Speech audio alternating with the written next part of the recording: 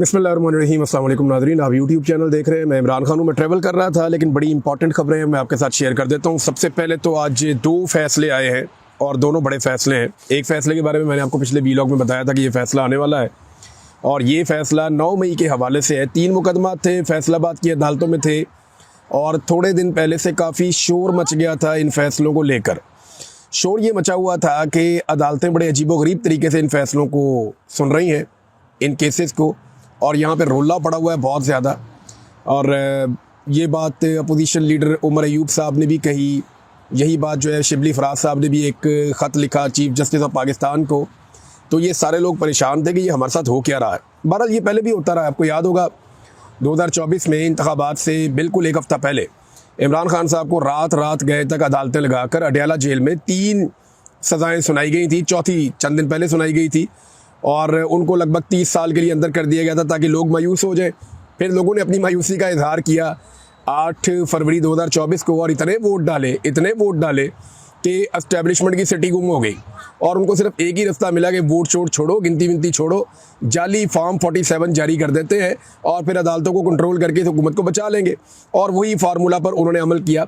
17 सीटों वालों को पाकिस्तान में लाकर इक़्तिदार में बिठा दिया। अब मैंने आपको जैसे कि पहले वीलॉग में कहा था कि ये होने जा रहा है, तो 9 मई का फैसला फैसलाबाद की अदालत से 180 अफराद लगभग बताए जा रहे हैं जिनको सज़ा हो गई है। पाकिस्तान तहरीक इंसाफ के जो अपोजिशन लीडर हैं वो तमाम पाकिस्तान से उड़ा दिए गए हैं। यानी पंजाब में अपोजिशन लीडर थोड़े दिन पहले मलिक अहमद खान बच्चड़, उनको सज़ा दे दी गई, उन्हें फारिग कर दिया गया। अभी उमर अयूब साहब जो कौमी असम्बली में अपोजिशन लीडर हैं उनको सज़ा दे दी गई 10 साल की। शिबली फराज जो सेनेट में अपोजिशन लीडर हैं उन्हें सज़ा दे दी गई 10 साल की। और जो बोलने बालने वाले MNAs हैं, बहुत सारे ऐसे लोग हैं, उन्हें फारिग किया गया। साहबजादा अहमद रज़ा साहब का नाम आ रहा है, जरताज गुल वज़ीर साहब का नाम आ रहा है और भी नाम है। इसमें जो लोग बच गए वो लोग हैं जिन्होंने या तो प्रेस कॉन्फ्रेंस की थी, इन्होंने पाकिस्तान तहरीक इंसाफ से अपने आप को अलग किया था, या वो लोग हैं जो जिनका मामला बहुत ही ज़्यादा जो है वो अदालत के अंदर बिल्कुल ही साबित कुछ भी नहीं कर पाए। अब इसमें जो है वो जज साहब ने खुद लिखा इस फैसले में कि जो स्टार गवाहान है वो झूठे साबित हो गए हैं, क्योंकि इन्होंने कहा कि लाहौर वाली मीटिंग में फवाद चौधरी मौजूद थे, लेकिन फवाद चौधरी ने साबित किया कि वो लाहौर वाली मीटिंग में नहीं थे, लिहाजा फवाद चौधरी साहब बाइज्जत बरी हो गए। अब इन्हीं झूठे गवाहों की गवाहियों के ऊपर, यानी पहले अदालत कहती है कि ये गवाह झूठे हैं, इन्होंने झूठ बोला हुआ है, अब उन्हीं झूठे गवाहों की गवाही की बुनियाद के ऊपर सज़ा सुना दी गई पाकिस्तान तहरीक इंसाफ के पार्लियामेंटेरियंस को। यानी एक तरफ कहते हैं गवाह झूठे हैं, अदालत का फैसला कह रहा है कि झूठे साबित हो गए, इन्होंने वो काम जो ये कह रहे हैं, जिस तरह से ये कह रहे हैं उस तरह नहीं हुआ और साबित नहीं हो रही इनकी गवाही। अब जिनकी गवाही झूठी साबित हो रही है, ये कैसे मुमकिन है कि उन्हीं की गवाही के ऊपर बाकी लोगों को सज़ा दे दी जाए? लेकिन ये पाकिस्तान है, यहाँ पे सज़ा दी जाएगी। एक गवाह ने यहाँ तक कहा कि जनाब जो 10 मई को है वो ख्याल कास्त्रो साहब ये ISI के दफ्तर पे हमला कर रहे थे फैसलाबाद में। यानी फैसलाबाद में जो ISI का दफ्तर है वहाँ पे ख्याल कास्त्रो जो पाकिस्तान तहरीक इंसाफ के एक रहनुमा है, वो कहते हैं जी उन्होंने हमला किया था ISI के दफ्तर पे। अब गवाह की गवाही इस तरह गलत साबित हो गई कि उस दिन ख्याल कास्त्रो फैसलाबाद जेल के अंदर बंद थे। यानी एक बंदा फैसलाबाद की जेल के अंदर बंद है, लेकिन गवाह ने कह दिया जी ये तो हमला कर रहा था ISI के दफ्तर पे। तो इस किस्म के ये गवाह थे, स्टार गवाहान। कभी ये मेज़ के नीचे छुप जाते हैं, कभी एक सोफ़े के नीचे छुप जाते हैं।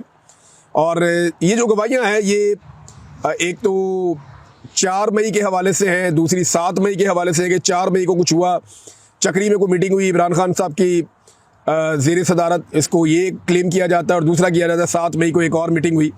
हालांकि गवाह छुट्टी पे, लेकिन उसके बावजूद उसकी गवाही मानी जा रही है। एक शहर में गवाह कोई और तादाद बताता है, दूसरे शहर में कोई और तादाद बताता है, तीसरे शहर में गवाही देने के लिए जाता है तो उसी वक़्त की कोई और तादाद बताता है। अजीबोगरीबी सूरत है पाकिस्तान में। लेकिन इन गवाहियों की बुनियाद के ऊपर इतने ख़राब और इतने फारक किस्म के मामलात के ऊपर जजेस सज़ाएँ सुना रहे हैं। ये बहुत इंटरेस्टिंग है और ये हमने पहली दफ़ा पाकिस्तान की तारीख में देखा है। ये जजेस तारीख में नाम रोशन कर रहे हैं। पाकिस्तान तहरीक इंसाफ का रद्द-ए-अमल मैं आपके सामने रखता हूँ। तहरीक इंसाफ ने इसके ऊपर सख्त रद्द-ए-अमल दिया है।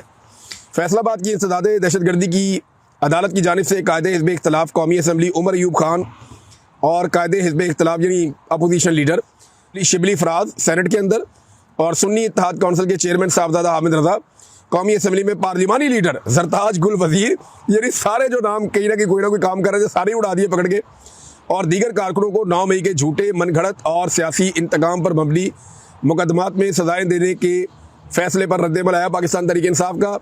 तहरीक इंसाफ ये जो सज़ाएँ दी गई हैं इन मामलात में शदीद अल्फाज में मज़म्मत करती है। मजमूई तौर पर हमारे 6 मेंबरान कौमी असम्बली, 3 मेंबरान पंजाब असम्बली और 1 सेनेटर को सज़ा हुई है। अगर आप टोटल मिला लें जो अब तक हुई है 9 मई के अंदर सज़ाएँ, तो ये हो चुकी है कुछ 14 लोग इनके पार्लियामेंटेरियंस अब तक सज़ा में फारिग हुए हैं। 14 पार्लियामेंटेरियंस को अब तक सज़ा दी गई है मौजूदा निज़ाम की जानिब से, और लगातार कोशिश की जा रही है कि पाकिस्तान तहरीक इंसाफ को कुचला जाए। ये फैसला ना सिर्फ आइन और कानून की सरीहन खिलाफ वर्जी है, बल्कि इंसाफ के चेहरे पर एक और स्याह धब्बा है। रियासती निज़ाम के इशारे पर यूं अदलिया का तसलसल के साथ रबड़ स्टैम्प बन जाना और बगैर किसी शफाफ ट्रायल, सबूत, गवाहों पर जरा या दिफा के हक़ के लिए महज सियासी दबाव पर यक्के बाद दीगरे ऐसे संगीन फैसले सुनाना एक ख़तरनाक रुझान है जो अदालती निज़ाम की साख को मुकम्मल तौर पर ज़मीन बोस कर रहा है। पाकिस्तान की अदालती तारीख में पहली मरतबा ऐसा अफसोसनाक और शर्मनाक वाक़या पेश आया कि दोनों ऐवानों के कायदे हिज़्ब इख्तिलाफ को सिर्फ इस बुनियाद पर सज़ाएँ दी गई कि वो इमरान खान के सियासी बयानिए, अवामी नुमाइंदगी और आइनी जिद्दोजहद के वफ़ादार साथी हैं। इन फैसलों का मकसद कोई कानूनी इंसाफ नहीं है, बल्कि 5 अगस्त के अवामी एहतजाज को रोकने की मुनज़्ज़म कोशिश है। और ये कह रहे हैं जी ये फैसले इसलिए आ रहे हैं कि 5 अगस्त को, मुझे नहीं लगता कि 5 अगस्त के लिए आ रहे हैं। 5 अगस्त को ऐसा नहीं है कि कोई बहुत मुझे अभी तक तो दिखाई नहीं दे रहा है। एहतजाज तो हो रहा है, लोग इकट्ठे हो रहे हैं, लेकिन असल जो मसला है वो बाजोड़ में है। असल मसला जो है वो खैबर पख्तूनख्वा के कबायली इलाकों में ऑपरेशंस का है। ये मुझे दिखाई नहीं दे रहा कि जो बहुत बड़ा एहतजाज है। हाँ, ये ज़रूर है इमरान खान ने टेस्ट मैच शुरू किया है और इमरान खान इनको सुख का सांस नहीं लेने देगा। वो अवाम के साथ मिलकर कोई ना कोई एक्टिविटी, कोई ना कोई चीज़ इमरान खान साहब करते रहेंगे, और उस एक्टिविटी के बाद पाकिस्तान के जो हुक्मरान हैं उनके लिए नाक में दम होता रहेगा। और ये वो इमरान खान साहब तब तक करते रहेंगे जब तक कि उन्हें इंसाफ मिल नहीं जाता या जब तक वो इस लड़ाई में जीत नहीं जाते। सिंपल एक बात है, इमरान खान साहब अपने मुँह से कहते हैं, और अगर वो अपने मुँह से कहते हैं तो वो करके भी दिखा देते हैं। इमरान खान साहब ने कहा कि हारता वो है जो हार मान लेता है, तो हार तो इमरान खान ने माननी नहीं है किसी सूरत। वो ये कहता है कि मैं तो हार नहीं मानूंगा, और अगर वो हार नहीं मान रहा तो इसका सादा मतलब ये है कि वो इस लड़ाई को लड़ता रहेगा और अंदर बैठ के लड़ेगा, अपने तरीके से लड़ेगा, कभी कुछ करेगा कभी कुछ करेगा, लेकिन इमरान खान हार नहीं मानेगा इस सिस्टम के सामने, और ये अब बज़ाहिर दिखाई दे रहा है। और इसीलिए सिस्टम बहुत उतावला है जल्द अज जल्द बहुत सारी चीज़ें करने में। अच्छा, एक फैसला और भी आया है। पीटीआई ये कहती है कि हमने वादे कर दिया है, और हम ये वादे करते हैं, बैरिस्टर गौर ने भी कहा, बाकी लोगों ने भी कहा। उमर अयूब साहब काफ़ी दिनों से बहुत अग्रेसिव टोन के अंदर हैं और वो इस तरह बातें कर रहे हैं। शिबली फराज साहब जो हैं, जिन्होंने थोड़े दिन पहले मिर्ज़ा अफरीदी साहब को सेनेटर बनवाया, आज खुद सेनेटरशिप से फारिग हो गए हैं। लेकिन याद रखिएगा, मिर्ज़ा अफरीदी फारिग नहीं होंगे सेनेटरशिप से, क्योंकि वो बहुत अच्छे इंसान हैं, उनके बड़े अच्छे ताल्लुकात हैं, वो बड़े ज़बरदस्त आदमी है, वो कभी फारिग नहीं होंगे सेनेट की नशिस्त से। बाकी सारे भी फारिग हो जाए ना, वो क्या कहते हैं, सुनिया हो जाने गलियाँ तो मिर्ज़ा यार फिरे, ये वो वाला मिर्ज़ा है ये नहीं फारिग होता, बाकी सारे फारिग हो जाएंगे। और जनाब पीटीआई कह रही है जी इमरान खान का विजन हमारे दिलों में जिंदा है, और जितना मर्जी अदलिया हम पे बोझ डाले, अदलिया अब खुद इस फस्ताई निज़ाम का हिस्सा बन चुकी है, और हम आवाम से मुखातिब हैं कि वो सच और इंसाफ के इस काफ़िले में इमरान खान का साथ दे। आज़ादी इतनी करीब आती जा रही है जितना जुल्म बढ़ता जा रहा है, ये पाकिस्तान तहरीक इंसाफ ने कहा। दूसरा फैसला पाकिस्तान तहरीक इंसाफ के लिए 31 जुलाई के आज के दिन ही एक और आ गया। ये जो एक और फैसला है ये भी बड़ा इंपॉर्टेंट है। तहरीक इंसाफ के रहनुमाओं और कारकुनों के रावलपिंडी की इंसदाद दहशतगर्दी की अदालत ने आला क़यादत के खिलाफ सियासी बुनियादों पर बड़ी तादाद में नाकाबिले ज़मानत वारंट गिरफ्तारी जारी कर दिए हैं, और ये 26 नवंबर के हवाले से हैं। यानी 9 मई को बंदे किसके मरे? पाकिस्तान तहरीक इंसाफ के मरे, और मुकदमे किन पे हुए? पाकिस्तान तहरीक इंसाफ पे हुए। और अब नाअहलियाँ किन की हो रही है? पाकिस्तान तहरीक इंसाफ की हो रही हैं। दोबारा इलेक्शन के अंदर कौन जीतेगा? तहरीक इंसाफ तो नहीं जीतेगी। जाली फार्म 47 जारी किए जाएंगे और उसके लिए लोग धड़ाधड़ पैसा लगा रहे हैं, जनाब हमें बना दें MNA, हमें बना दें MPA। हमें बड़ा शौक है, बहुत सारे सरमायाकार इस खेल के अंदर उतर जाएंगे। आने वाले दिनों में आप तमाशा देखेंगे, आपको बड़ा मज़ा आएगा। पाकिस्तान का निज़ाम मज़ीद नंगा होगा। और अब जनाब बहुत सारे वारंट जारी कर दिए गए 26 नवंबर के हवाले से एहतजाज के बारे में। और मज़े की बात यह है कि 26 नवंबर को भी कत्लेआम पाकिस्तान तहरीक इंसाफ का हुआ था। जो बंदे गायब हुए वो पाकिस्तान तहरीक इंसाफ के हुए, जिन लोगों को गोलियां लगी वो पाकिस्तान तहरीक इंसाफ के लोग हैं, लेकिन एक भी मुकदमा वहाँ पे नहीं हुआ। जो एहतजाज करने वाले पुरअमन मुजाहिरीन थे, इससे पहले बहुत लोग आए हैं, इससे पहले बेशुमार लोग आते रहे। PMLN आती रही है, पीपल्स पार्टी आती रही है, जमात इस्लामी आती रही है, फजलुर रहमान साहब आते रहे, इमरान खान साहब के दौर में सारे आए हैं, और इमरान खान साहब ने उनको बैठने दिया, आके एहतजाज करने दिया। ये तो दर्दे दे दे के वापस जाते रहे, तो इमरान खान साहब ने कुछ नहीं कहा। तो मामला ये है कि अब इस वक्त उस एहतजाज के नतीजे में शेख वकास अकरम, कमल शोजब, कर्नल रिटायर अजमल साबर, अलीमा खान, उमर अयूब और साबिक सदर पाकिस्तान आरफ अलवी साहब के भी मुकदमा नाकाबिले वारंट जारी कर दिए गए हैं। ये पाकिस्तान का निज़ाम एक एक करके अपने सारे कपड़े उतार रहा है। और वो शहीद अरशद शरीफ भाई ने कहा था ना कि बादशाह नंगा है, तो बादशाह वाकई नंगा है और क्या खूब नंगा है। अब हर तरफ से नंगा दिखाई दे रहा है और पाकिस्तानी कौम के सामने उसके कपड़े पड़े हुए हैं और बादशाह नंगा फिर रहा है और उसका नंगापन नज़र भी आ रहा है। लेकिन वो बज़िद है कि उसने ऐसे ही फिरना है और उसे कोई नंगा ना कहे। जो उसे नंगा कहेगा वो उसे नंगा करके मारेगा या उसे अगवा कर लेगा, जबरी तौर पे लापता कर देगा, या उसके साथ कोई और ज्यादती की जाएगी, उसका कारोबार तबाह कर दिया जाएगा, या अल्टीमेटली उसको अपना देश छोड़कर भागना पड़ेगा। ये नाज़रीन सूरत हाल है। और इसी तरह थाना कराची कंपनी इस्लामाबाद के मुकदमा नंबर 1193 में इस्तदाद दहशतगर्दी अदालत रावलपिंडी ने भी नाकाबिले ज़मानत वारंट गिरफ्तारी जारी कर दिए हैं। और साबिक सदर पाकिस्तान आरफ अलवी, अलीमा खान, अली अमीन गंडापुर, उमर अयूब, शेख वकास, हामिद रज़ा, शिबली फराज, फैसल जावेद, शानदाना गुलजार, सलमान अकरम राजा, रऊफ़ हसन, मुराद सईद, असद कैसर, हमाद अजहर, आतिफ खान, शुएब शाहीन और सेनेटर आज़म खान सवाती इसमें शामिल हैं।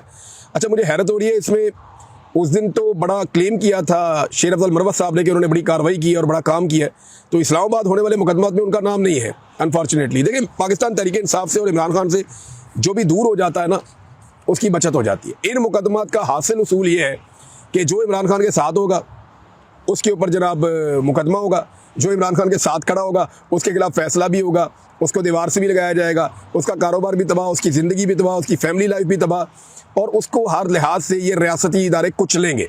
लेकिन जो इमरान खान का साथ छोड़ देगा वो रियासत के लिए अच्छा बच्चा बन जाएगा, तो रियासत उसके लिए माँ बन जाएगी और उसका ख्याल रखेगी। जिद सिर्फ इमरान खान साहब के हवाले से है। अच्छा, ये जनाब मैं आपको चंद चीज़ें बड़ी क्लियर कर देता हूँ और ये मेरा एनालिसिस है और ये मैं इसके ऊपर बिल्कुल ऐसे ही बिलीव करता हूँ जैसे मैं अभी दिन के वक्त आपसे बात कर रहा हूँ। ये ना पाकिस्तान की एस्टेब्लिशमेंट इमरान खान को तोड़ने के चक्कर में या इमरान खान को नीचा दिखाने के चक्कर में या इमरान खान को ख़राब करने के चक्कर में पाकिस्तान की मिलिट्री एस्टेब्लिशमेंट जो है ये पाकिस्तान को नुकसान पहुंचा रही है। ये बात बिल्कुल एक हकीकत बन चुकी है। ये इमरान खान को ख़त्म शुद्ध करते करते खुदा ना खास्ता पाकिस्तान को ख़त्म शुद्ध करते जा रहे हैं। आप देखें, इमरान खान को मारने के चक्कर में इन्होंने पाकिस्तान को कहाँ से कहाँ पहुंचा दिया। आज आपके ज़र मुबादला के जो ज़खायर हैं उनके अंदर कर्जा पड़ा हुआ है, आपके पास बेचने के लिए कुछ नहीं बचा। अब आप अपनी ज़मीन खोद के सारी मादनियात बेचना चाह रहे हैं। कभी किसी को आप चूना बेच देते हैं, जनाब चूना लगा देते हैं कि हमारे पास तेल निकल आया। वो तो जब तेल निकलेगा तब निकलेगा ना। तेल के ज़खायर पाकिस्तान के अंदर है, ये हम 70 साल से सुन रहे हैं। हर दौर में हमने सुना कि पाकिस्तान में तेल के ज़खायर हैं, पाकिस्तान जानबूझकर नहीं निकालता। तो पाकिस्तान कब निकालेगा ये हमें पता नहीं था। पता चला जी पाकिस्तान नहीं निकालेगा, अमेरिका निकालेगा। अमेरिकन कंपनियां आएंगी, वो यहाँ से आकर तेल निकालेंगी। वैसे दुनिया में जहाँ भी निकालती है अमेरिकन कंपनियां या यूरोपियन कंपनियां आकर निकालती हैं, लेकिन पाकिस्तान के जो सौदे होते हैं वो बहुत अजीब होते हैं। यानी हमने जब IPPs के साथ सौदा किया तो बेड़ा ही गर्क सौदा किया। हमने उन्हें कहा जनाब आप बिजली बनाएं ना बनाएं, आपको हम बिल देंगे। ये हो सकता है? यानी कोई एक अनपढ़ तरीन आदमी होगा ना, जो कभी स्कूल में नहीं गया होगा, उसको भी आप कहेंगे ना यार एक सौदा कर लेते हैं, तूने पूरा साल मुझे 1 किलो आटे के रोजाना पैसे देने, क्योंकि तेरे घर में 1 किलो आटा पकता है। लेकिन जिस दिन तुम कहीं गांव जाओगे, कहीं और जाओगे, खाना नहीं पकाओगे या चावल पकाओगे या कुछ और करोगे, उस दिन भी हम तुमसे 1 किलो आटे के पैसे लेंगे। वो आदमी जूता उतार के मारेगा कि भाई ये कौन सा मुआहदा मेरे साथ तुम कर रहे हो। अब ये इस किस्म के मुआहदे किए हुए हैं। पाकिस्तानी 1 यूनिट इस्तेमाल करते हैं, 3 यूनिट के पैसे देते हैं। और ये पाकिस्तान के साथ किसने किया? जरदारी और शरीफों के इकट्ठ ने। कुछ रेंटल पावर लेकर आ गए थे उस दौर में, जरदारी साहब के दौर में, और रही सही कसर जो है वो दबा के पूरी की है दोनों भाइयों ने। शहबाज शरीफ ने और नवाज शरीफ ने इतनी बिजली बनाई जो हम इस्तेमाल ही नहीं कर सकते। हमारी जो इस्तेमाल करने की कैपेसिटी है उससे दुगनी से ज़्यादा बिजली इन्होंने बनाई, फिर भी लोड शेडिंग करते हैं। फिर बिजली महंगी इतनी कर दी कि आम आदमी की पहुंच से बाहर हो गई। और अब तो लोग खुदकुशियां कर रहे हैं बिजली के बिलों की वजह से। ये हकीकत है और ये खबरें आप रोजाना की बुनियादों पर सुनते हैं। इन्होंने इमरान खान को खत्म शुद्ध करने की ख्वाहिश में ना पाकिस्तान को खुदा न खास्ता खत्म शुद्ध करना शुरू कर दिया। आधे पाकिस्तानी लगभग जो है वो गुर्बत की लकीर से नीचे जा रहे हैं। ये किसने किया? ये इन्होंने किया, मिलिट्री एस्टेब्लिशमेंट ने। और किसने किया? किसान बर्बाद कर दिया, मजदूर बर्बाद कर दिया, मेहनत कश को रोल के रख दिया, तनख्वाहदार तबके का जीना हराम कर दिया। छोटे ताजिर, आप किसी से भी बात कर लें पाकिस्तान से, रोजाना लोग मुझे मैसेज करते हैं कि सर कारोबार चल ही नहीं रहा। कोई छोटा से छोटा मैन्युफैक्चरर जो है ना वो कह रहा है कारोबार नहीं चल रहा। जो लोग प्रॉपर्टी का काम करते थे उनसे बात करता हूँ, कहते हैं सर घर बना ही नहीं सकते हम। मटेरियल वालों से बात करते हैं, वो कहते हैं जी कोई खरीदता ही नहीं है। सारे के सारे डेवलपमेंट के प्रोजेक्ट जो अवामी सतह पे होते थे वो सब रुक गए। कोई बंदा काम करने के लिए तैयार नहीं है, कोई बंदा पैसा लगाने के लिए तैयार नहीं है, और ये सब कुछ इमरान खान को तबाह करने के लिए हो रहा है। लेकिन इसमें बदकिस्मती से पाकिस्तान की तबाही लिखी जा रही है। मईशत का भट्टा इन्होंने बैठा दिया है और आम आदमी की मईशत को मुकम्मल तौर पे तबाह कर दिया है। और रोज़ाना की बुनियाद पे आकर खड़े होकर दावे कर देते हैं मईशत ठीक है, इनके पास आखिरी चीज़ जो बची है ना बेचने के लिए, अब ये पाकिस्तान के वसाइल बेच देंगे। पाकिस्तान के पास अरबों डॉलर के ज़खायर मौजूद हैं कीमती पत्थरों के। मैं एक कंप्रीहेंसिव रिपोर्ट तैयार कर रहा हूँ और पूरी तहकीकात कर रहा हूँ रेयर अर्थ मिनरल्स के हवाले से कि वो क्या है और अमेरिका को क्यों चाहिए और वो फ्यूचर में किन चीज़ों में इस्तेमाल होंगे। इसके बारे में मालूमात बहुत कम दस्तयाब है। मैंने कुछ बड़े जो अहम लोग हैं जो इसके बारे में जानते हैं, जो साइंस को समझते हैं, उनसे भी रब्ता किया है कि आप मुझे बताएं। बहुत जल्दी इंशाअल्लाह मुझे उम्मीद है कि अगले चंद दिनों में या एक दो हफ्तों में इसके ऊपर हम अपनी एक तहकीक मुकम्मल करेंगे और चीज़ें आपके साथ शेयर करेंगे। हो सकता है चंद दिन ही लगे क्योंकि कुछ मालूमात मुझे आई हैं, मैंने अभी उनको पढ़ना है। जैसे ही मैं किसी मुकाम पे पहुंचता हूं तो फिर ये मामला शुरू करते हैं। मुझे उम्मीद है कि जल्दी मैं आपको बता पाऊंगा कि रेयर अर्थ मिनरल हैं क्या, ये कहाँ कहाँ पे हैं, ये अमेरिका को क्यों चाहिए, वो क्यों इतना डेस्परेट है। यानी वो पाकिस्तान जिसके बारे में अमेरिका की राय कुछ और होती थी और वो इंडिया जिसके बारे में अमेरिका की राय कुछ। हमने ऐसा क्या किया कि एकदम हम सबसे अच्छे हो गए? हमने तो ऐसा कुछ नहीं किया। यानी पाकिस्तान ने अभी बहुत सारी चीज़ें जिनके सवालों के जवाब आएंगे आने वाले दिनों में, आप सिर्फ तमाशा देखें, मैं आपको बताता हूँ। लेकिन एक बात नाज़रीन याद रखिएगा, ये निज़ाम समझता है कि ऐसे ही इमरान खान को शिकस्त दे देगा। नहीं, इमरान खान की मकबूलियत में हर जुल्म के बाद मैंने देखा कि इजाफा हुआ है। इस जुल्म के बाद अब इमरान खान की मकबूलियत में दोबारा इजाफा होगा। ये निज़ाम समझता है कि इस तरह की चीज़ें करके ये अवाम को कमज़ोर कर लेगा, मायूस कर लेगा। मैं पाकिस्तानी लोगों को पाकिस्तान की एस्टेब्लिशमेंट से शायद ज़्यादा जानता हूँ। मैं उनके साथ रोज़ाना उठता बैठता रहा हूँ। मैंने अपनी पूरी ज़िंदगी पाकिस्तानियों के बीच में, जंगलों के अंदर, शहरों के अंदर, देहात के अंदर लोगों से इंटरेक्शन करते हुए गुजारी है। और जितने लोग पाकिस्तानियों को जानते हैं वो ये जानते हैं कि ये कौम हार मानने वाली नहीं है। ये लोग इनका नातका बंद कर देंगे, इनकी तबीयत साफ़ कर देंगे पाकिस्तान की एस्टेब्लिशमेंट की। जो ये चाहते हैं वो नहीं होना। ये जितनी मर्जी छलांगे मारें, ये जितनी मर्जी कोशिश करें, ये इमरान खान को तोड़ भी नहीं पाएंगे और ये पाकिस्तानी अवाम को भी तोड़ नहीं पाएंगे। पाकिस्तानी अवाम अपना फैसला खुद करेगी, ये नहीं कर पाएंगे, इनसे होना ही नहीं, ये वो कर ही नहीं सकते, इनकी कैपेसिटी नहीं है। ये जो एक नाअहली हो गई है, इससे इन्हें लगता है कि ये जो नाअहलियाँ हो रही हैं या ये जो सज़ाएँ हो रही हैं, इससे लगता है लोग मायूस हो जाएंगे। नहीं, और ये सिलसिला हमेशा ऐसे चलेगा नहीं। इससे पहले भी सियासतदानों को मारने की, दबाने की, उनका नाम ख़त्म करने की कोशिश की गई, लेकिन आज भी उनका नाम मौजूद है। लोग डिक्टेटर्स को भूल जाते हैं, सियासतदानों को नहीं भूलते। और ये मुल्क बनाया भी एक सियासतदान ने था, किसी डिक्टेटर ने नहीं बनाया था। और सियासतदान ही इस मुल्क को बचाएंगे। सिविलियंस को जब तक ये मुल्क नहीं दिया जाएगा, ये मुल्क आगे नहीं बढ़ेगा। खबरें हैं नाज़रीन मेरे पास और भी, लेकिन मैं यहाँ पे इस वीलॉग को ख़त्म करता हूँ। और ये जो बहुत सारे लोगों को वारंट जारी किए गए हैं रावलपिंडी में, ये वही जज हैं अबुल हसन जुल्करनैन, जिन्होंने साइफर वाले केस में भी शाह महमूद कुरैशी और इमरान खान साहब के खिलाफ फैसला किया था। जैन कुरैशी बहरहाल जो है वो बाइज़्ज़त बरी हो गए हैं। ये बड़ी अच्छी खबर है कुरैशी ख़ानदान के लिए। शाह महमूद कुरैशी साहब तो मौजूद ही नहीं थे, उनके साथ तो बहुत ज़्यादती हुई थी, लेकिन जैन कुरैशी साहब का बाइज़्ज़त बरी होना, उसको इस नज़र से देखा जा रहा है कि उन्होंने 26वीं आईनी तरमीम के मौके के ऊपर बड़ा अच्छा रोल प्ले किया था और बड़ा अच्छा बच्चा बनने का एक तासुर उनका कायम है कि वो बड़े अच्छे बच्चे बन गए थे उस वक्त।